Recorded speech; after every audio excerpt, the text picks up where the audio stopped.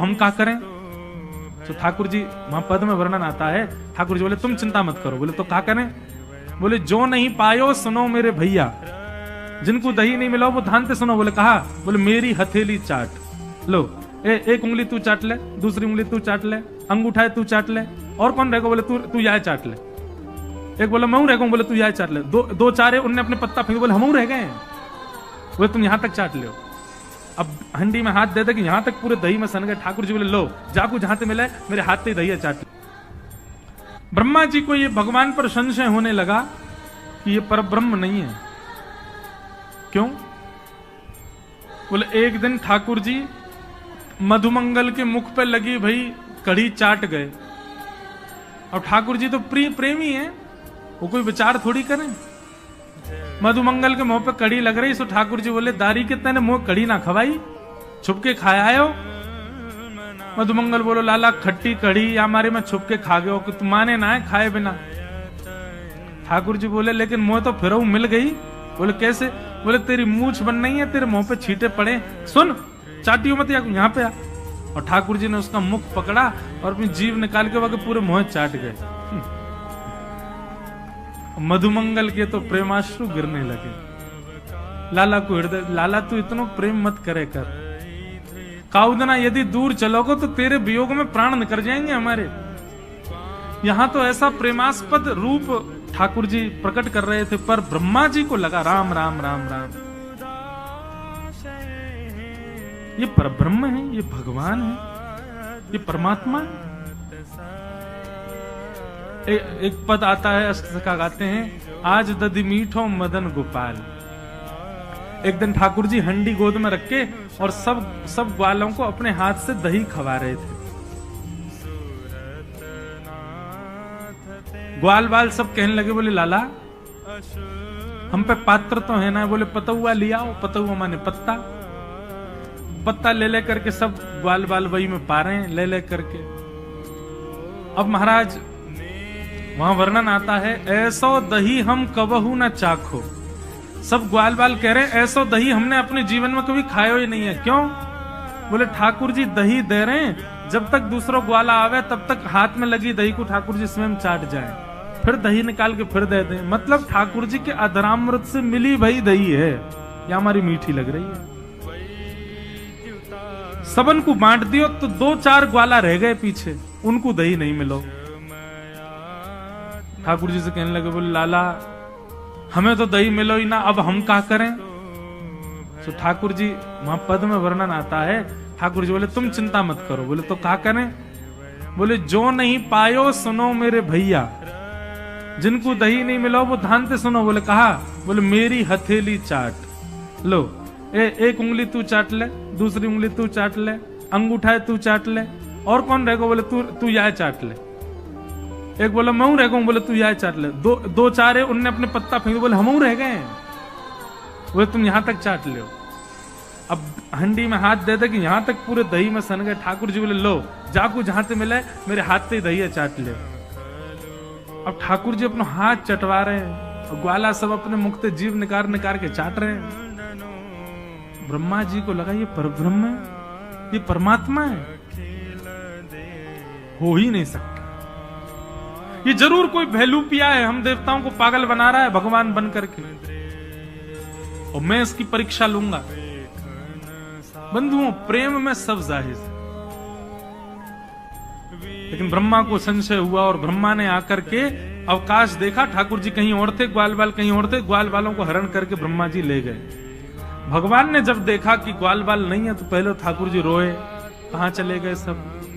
उसके बाद ठाकुर जी ने अपने अंदर से ही ग्वाल बाल प्रकट कर लिए और 1 वर्ष तक भगवान ही ग्वाल बालों के रूप में विचरण करते रहे। 1 वर्ष बाद ब्रह्मा जी देखने आए, देखूं तो सही भैलूपिया कृष्ण क्या कर रहा है। तो जितने ग्वाल बाल ऊपर ब्रह्मलोक में थे वो सब नीचे भी थे। ब्रह्मा जी समझ गए, बोले ओहो ये तो अपराध कर दिया मैंने, अब भगवान से मुझको क्षमा मांगनी चाहिए। क्षमा मांगने के लिए ब्रह्मा जी जैसे ही ग्वाल बालों को लेने के लिए ब्रह्मलोक गए, तो ब्रह्मा जी से पहले ब्रह्मा का रूप धारण करके भगवान चले गए ब्रह्मलोक और द्वारपालों से कह दिया आजकल नकली ब्रह्मा बहुत घूम रहे हैं, दूसरा कोई आवे तो मार पीट के भगा देना उसको। हमसे आज्ञा लेने की भी आवश्यकता नहीं है, सीधे प्रहार कर देना। असली ब्रह्मा जब पहुंचे, द्वारपाल सीधे भागे पीछे उनके डंडा लेके। वो नकली ब्रह्मा भागे यहां से। ब्रह्मा जी बोले, अरे मैं ही ब्रह्मा हूं, तुम जानते नहीं हो किसके पीछे भाग रहे हो? तुम चतुरानन हूं मैं। बोले, तुम चतुरानन नहीं हो, तुम ब्रह्मा नहीं हो, ब्रह्मा तो भीतर बैठे। ब्रह्मा जी बोले, भीतर बैठे मतलब? बोले, हाँ, अभी अभी आए थे, उन्होंने हमको बताया बहलूपिया घूम रहे हैं, तुम बहलूपिया हो। ब्रह्मा जी ने अंत में स्वीकार कर लिया कि हाँ, मैं नकली हूं, पर मुझे असली का दर्शन करा दो, मैं उनके दर्शन करने आया हूं। जैसे इस ठाकुर जी के सन्मुख लेकर के ब्रह्मा को गए, ब्रह्मा के रूप में सबको दिख रहे थे भगवान, लेकिन स्वयं ब्रह्मा को ठाकुर जी साक्षात चतुर्भुज नारायण के रूप में दिखाई दे रहे थे ब्रह्मलोक में। ब्रह्मा जी ने जाकर के कान पकड़े, क्षमा कर दो भगवान, मुझसे गलती हो गई, अपराध हो गया। और ब्रह्मा जी ने यहां स्तुति गाई, नो मिड्यते प्रभुपुषे टडिदंबराय गुंजावतम शबद परिपिच्छल सन्मुखाय। कम से कम 3 दिन तक इस स्तुति पर चर्चा हो सकती है, इतनी सुंदर स्तुति है ब्रह्मा जी की। लेकिन ब्रह्मा जी की स्तुति में आपको क्या दिखेगा पता है? प्रेम से बात शुरू करेंगे, चतुराई पे जाके खत्म करेंगे। एक उदाहरण सुनो। ब्रह्मा जी कहते हैं, उक्षेपणम गर्भ गतस्य पादयोः किम कल्पते मातुरदोक्ष जागसे। हे नाथ, एक बात बताइए, क्या गर्भ में बैठा बालक जब लात मारता है तो मां उससे नाराज हो जाती है? गर्भस्थ माता के गर्भ का बालक कभी अंदर कुछ किलोल करे, कभी हाथ पांव चलावे, तो क्या उसकी मैया उससे नाराज होती है? भगवान बोले, नहीं, कभी नहीं होती। तो बोले, नाथ, ये पूरा ब्रह्मांड आपके गर्भ में है और इस ब्रह्मांड का हर व्यक्ति आपका बालक है, और मैं ब्रह्मा भी आपके गर्भ में ही हूं। यदि मुझसे थोड़ा सा अपराध हो गया तो आप मुझसे नाराज क्यों हो गए? चतुराई देखी, इसीलिए तो वो चतुरानन है। ब्रह्मा जी की वाणी सुनकर के भगवान बोले, तुम्हारी शब्दावलियों में चतुराई बहुत है ब्रह्मा, लेकिन मैं तुमको क्षमा नहीं करूंगा। और भगवान ने ब्रह्मा जी को क्षमा किया ही नहीं, चले गए। ब्रह्मा जी रोते रहे। एक दिन ठाकुर जी अपने ग्वाल वालों के संग खेल रहे थे, तो ठाकुर जी ने ऐसे खेल खेल में श्रीदामा को धक्का दिया। श्रीदामा गिर गया, बहुत जोर से रोया। ठाकुर जी बोले, अरे भैया शांत है जा, लग गई। अरे ठीक है अब शांत है जा। लेकिन श्रीदामा शांत नहीं हुए। ठाकुर जी बोले, तुम कैसे हो? हैं, गोकुल में रह में हम। गोकुल को मतलब है जहां हर घर में 1000 गैया, उसका नाम है गोकुल। इतनी गैयान को दूध घी दही सब हमारे घर में होवे। अरे खा पी के न बढ़िया अपनी शरीर को बनाओ, खेल खेल में लगती रहे, इतनो रोवे को कहा मतलब है? तो श्रीदामा क्रोध में भर के बोला, तू तो राजा को बेटा है लाला, तो को मक्खन खावे को मिले, घी खावे को मिले, दही पीवे को मिले। हम लोग तो बेचारे गरीब ब्रजवासी हैं, हम लोग जितनो दूध घी दही बनावे सब कंस के लोग ले जामे हमारे यहां से। कंस ने ब्रजवासीन के ऊपर कर लगा रखो है, टैक्स लगा रखो है। कहा कि प्रत्येक ब्रजवासी को इतनो मटका भर के घी दूध दही सब मथुरा भेजना पड़े, हम लोग घर में ना रख सकें, क्योंकि कंस के सिपाही जब आके हमारे घर की तलाशी करें, यदि इतने मटका हमारे घर को प्रसारित हैं, वहां से ज्यादा यदि हमारे घर में मिल गए तो मृत्यु दंड होगा हमारो। कंस ने पूरे ब्रजवासियों को कह रखा है कि हर घर में 4 मटकी से ज्यादा नहीं होनी चाहिए, उससे अधिक आने वाला दूध घी दही ये सब मथुरा भेजना है। और यहां हर ब्रजवासी के यहां 1000 गैया, और 1000 गैयाओं का जितना दूध घी दही होता है उसमें से 4 मटकी केवल घर में रहती हैं, बाकी सब मथुरा भेजना पड़ता है।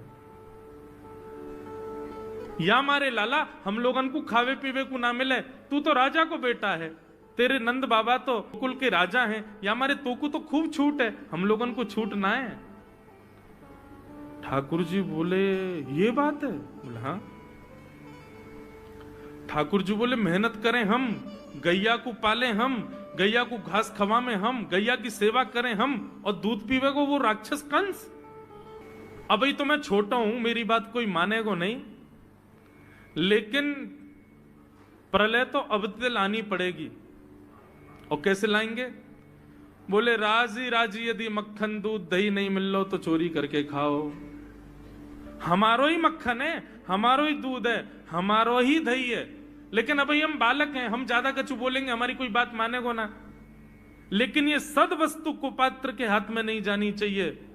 राजी राजी नहीं मिलता तो चोरी करके खाओ। जब कर देवे को नंबर आवेगो तो सब पूछेंगे भाई कहां गए हो मक्खन दूध दही? बोले घर में तो है ना। बोले तो कहां गए? बोले चोर चोरी कर ले गए। और यही भाव से हम ब्रजवासी को खावे पीवे को मिला करेगो।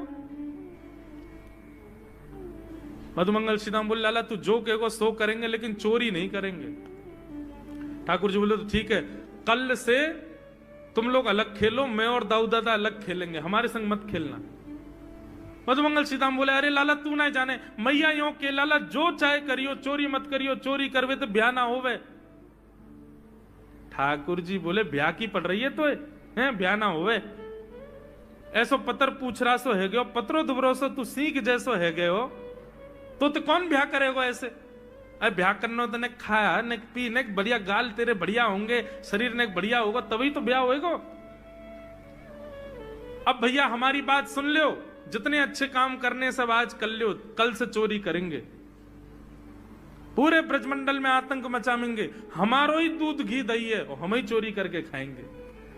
ठाकुर जी ने चोरी क्यों की? क्योंकि सारा गौरस बेवजह मथुरा भेजा जाता था और मथुरा से कंस पूरे भारत में वितरित करके खूब धन कमाता था।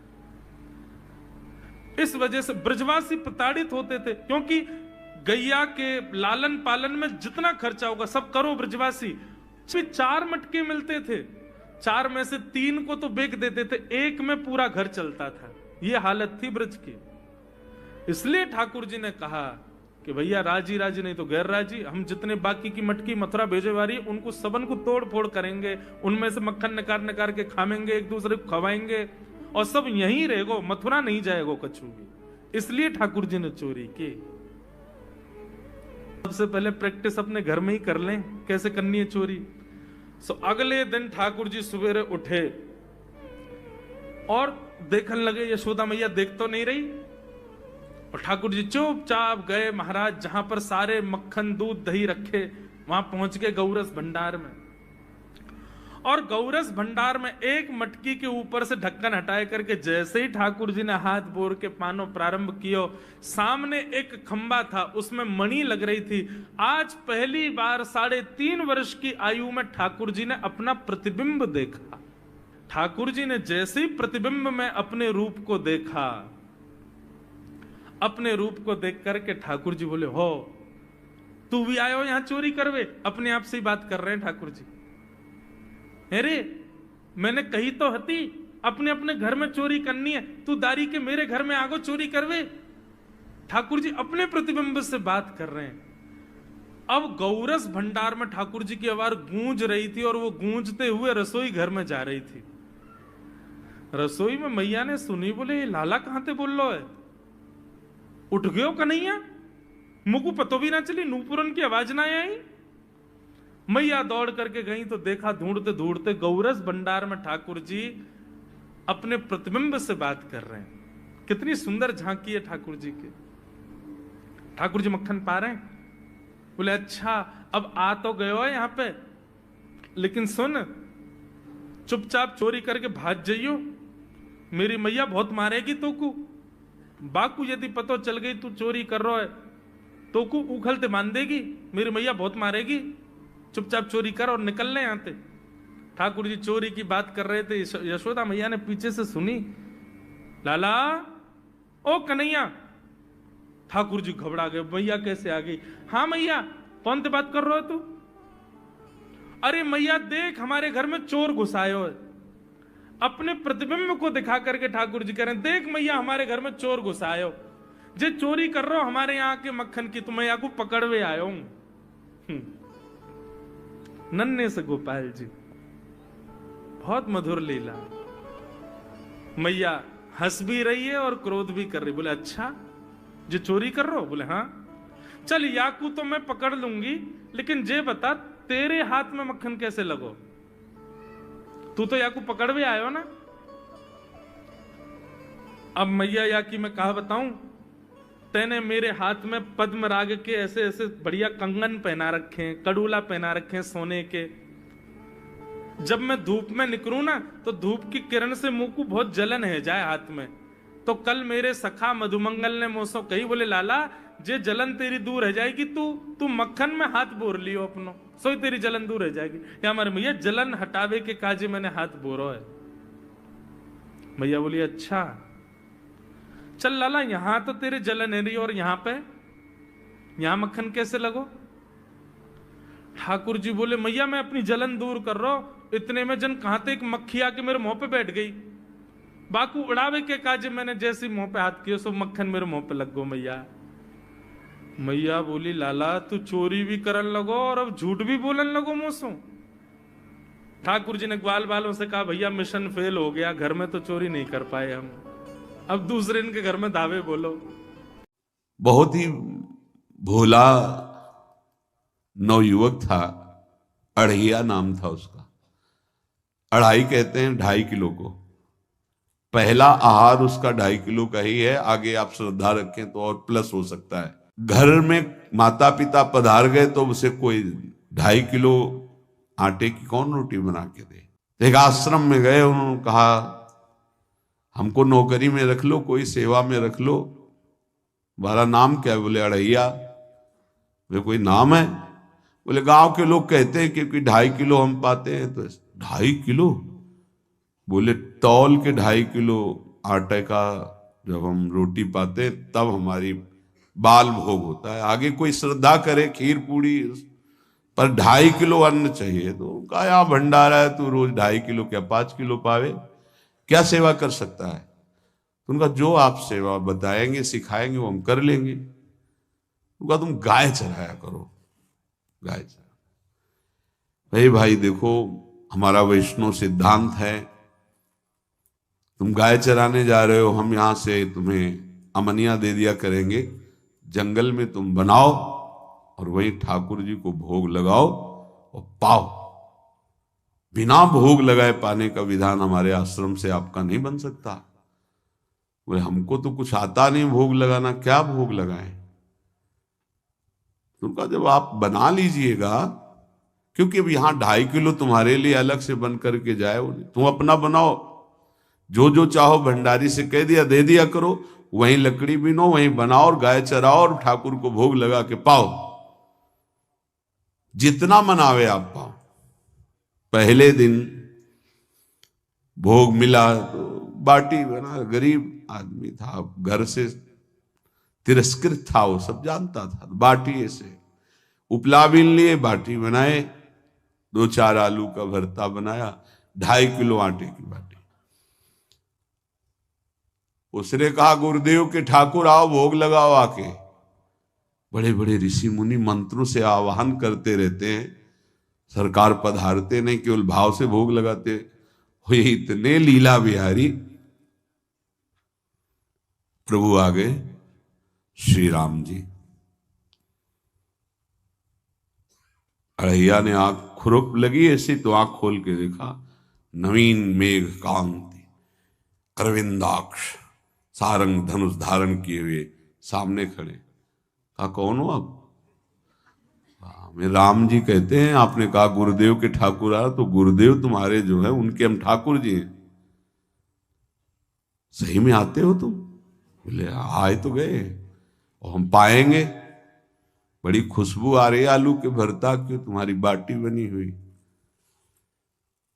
और गुरुदेव ने कहा तो भोग लगा के पाना, मतलब आप पाते तो हैं? नहीं सुना है।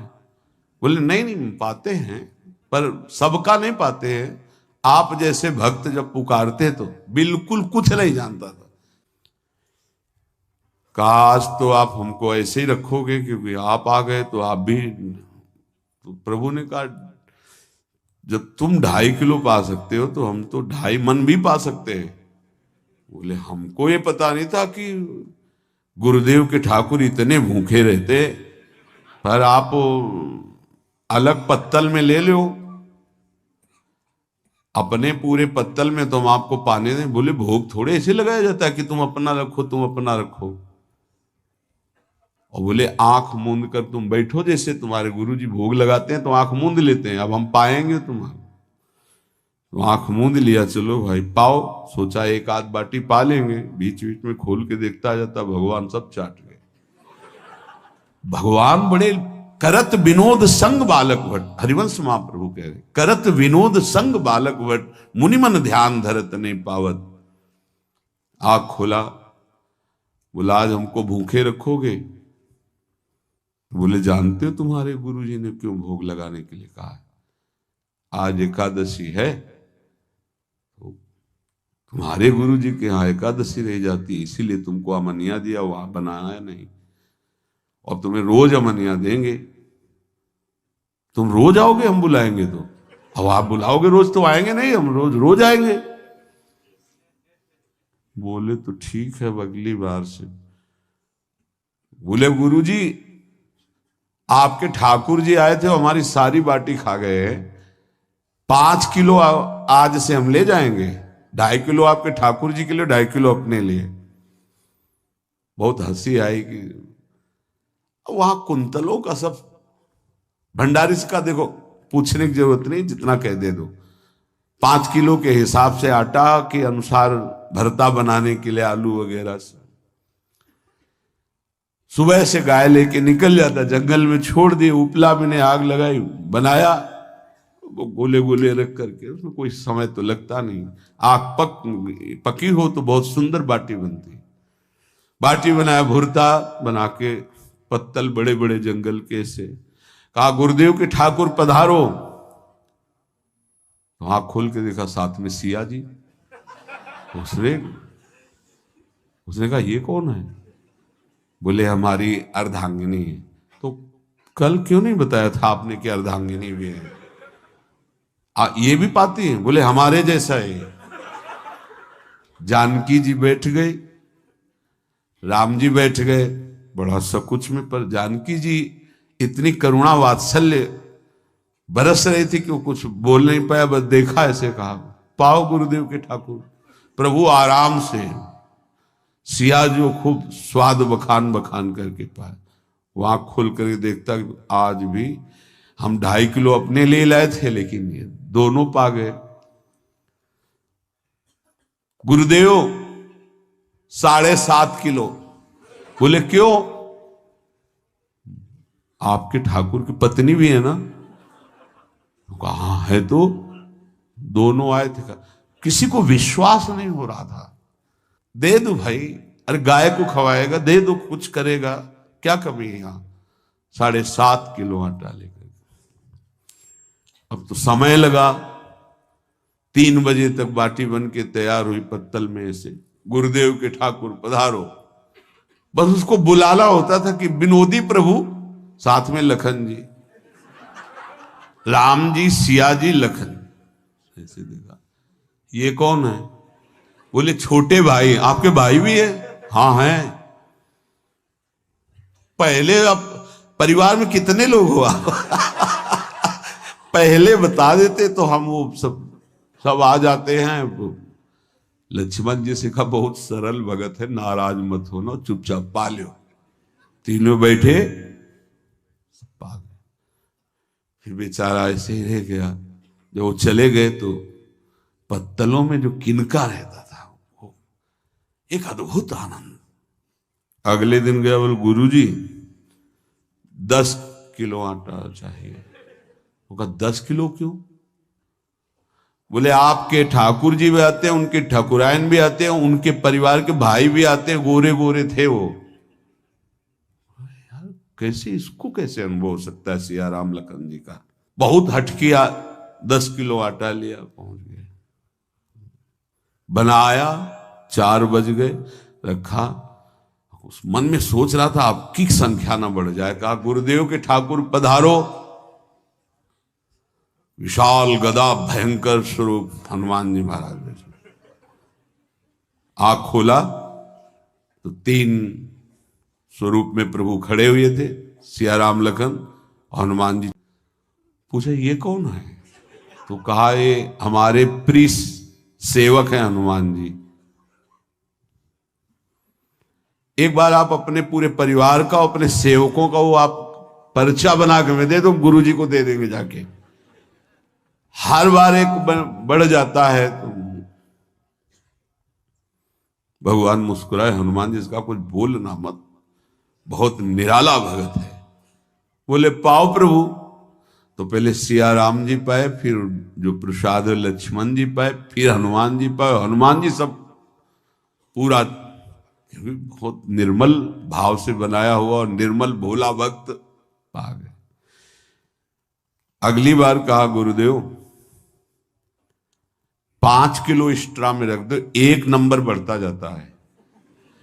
आपके पहले ठाकुर जी आए, फिर ठाकुरायन जी आए, फिर उनके भाई आए, फिर इस बार तो बहुत भयानक रूप, गदा लिए हुए, लाल अरुण वर्ण शरीर का प्रकट हो रहा है। जिधर देखो कंचन वर्ण की कांति, मुख में अरुण वर्ण की कांति।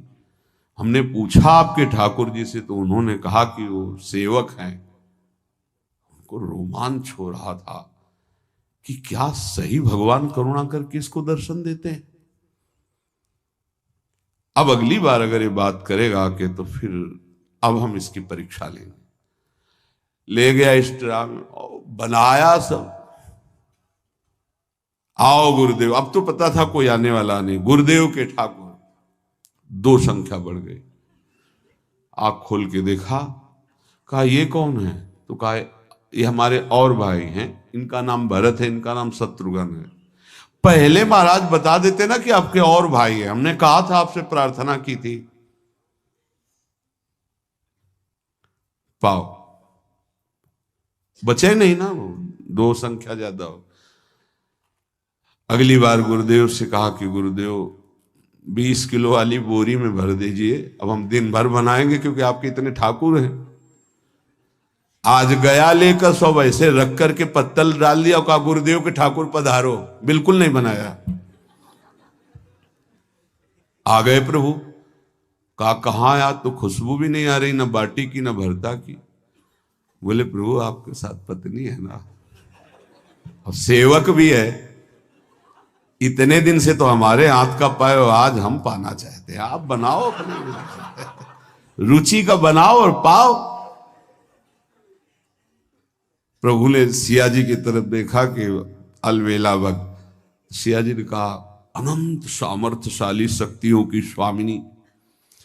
बोले प्रभु देखो, हमने ना उपला बिना है ना लकड़ी, आपके सेवक है ना, इनसे बोलो। तो हनुमान जी से कहा कि आप उपला और लकड़ी इकट्ठा करो, भाई आदेश है भगत का। लक्ष्मण जी चूल्हा जला रहे, व्यवस्था आग की, और सियाजू के आंखों में आंसू भी आ रहे, धुआं भी लग रहा है, पर बना रहे। उसने कहा बनाओ, हम गाय एकत्रित करके आ रहे हैं। और भागा, वो आश्रम में गया। बोले गुरुदेव आज पूरे परिवार सहित हमने फंसा लिया है आपके ठाकुर को। तो उनका क्या फंसा लिया है? बोले बड़े ठाकुर, छोटे ठाकुर, सेवक, उनकी पत्नी और 2 भाई उनके, पूरा परिकर सब बना रहे रोटी बाटी सब। महाराज आप चलो, आपको शंका होती थी आज उनके हाथ कपाएंगे। तो उनको लगा कि पागल आदमी, राम जी, लखन जी, भरत, शत्रुघ्न, सिया जी, हनुमान जी, ये बड़े बड़े योगियों के ध्यान में आने वाले नहीं। ये कैसे एक गंवार आदमी जिसको कभी कोई नाम जपना नहीं आया, कोई ग्रंथ नहीं आया, उसके सामने। पर भगवान की दयालुता पर संशय नहीं करना चाहिए। चल के देखते हैं। जो ही वहां गए, चूंकि निरंतर भजन परायण थे, वहां गए तो पूरा राम दरबार उपस्थित, और बड़ा सुंदर व्यंजन स्वयं जानकी जी बना रहे। प्रभु के चरणों में साष्टांग दंडोत है। कहा प्रभु लीला समझ में नहीं आई। भगवान ने कहा देखो, जो ज्ञानी भक्त हैं उनके लिए मैं अत्यंत तर्क के द्वारा भी पकड़ में नहीं आता। जो विद्वान हैं उनकी विद्वता मुझे छू नहीं सकती, लेकिन जो दीन हैं और भोले हैं उनके सामने मैं अपने इस दिव्यता, इस महानता को, देखो तुम्हारे इस भक्त की आज्ञा पर हमारा पूरा परिकर लगा हुआ है सेवा में। ठाकुर जी की कृपा से जो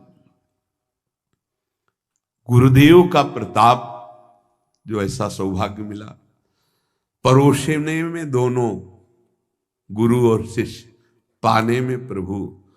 बाद में जब प्रभु ने पा लिया तो जानकी जी ने उच्छिष्टामृत प्रभु का लेके और कहा, देख आज तक तू मुझे देख नहीं पाया, देखते हुए भी जीव ही जानकी जी ने अपने कर कमल से उस बालक को पवाया, अढ़ैया को, त्रिगुण माया का मल नष्ट हुआ। ओ जी सच्चिदानंद प्रभु का साक्षात्कार निहाल हो गया। कब कौन से गुण पर कैसे रीझ जाए विश्वास कीजिए, बस आवश्यकता सहज होने की। हमारी स्वामिनी जो सहज है, सहज होने की आवश्यकता है। गोवर्धन वासी सांवरे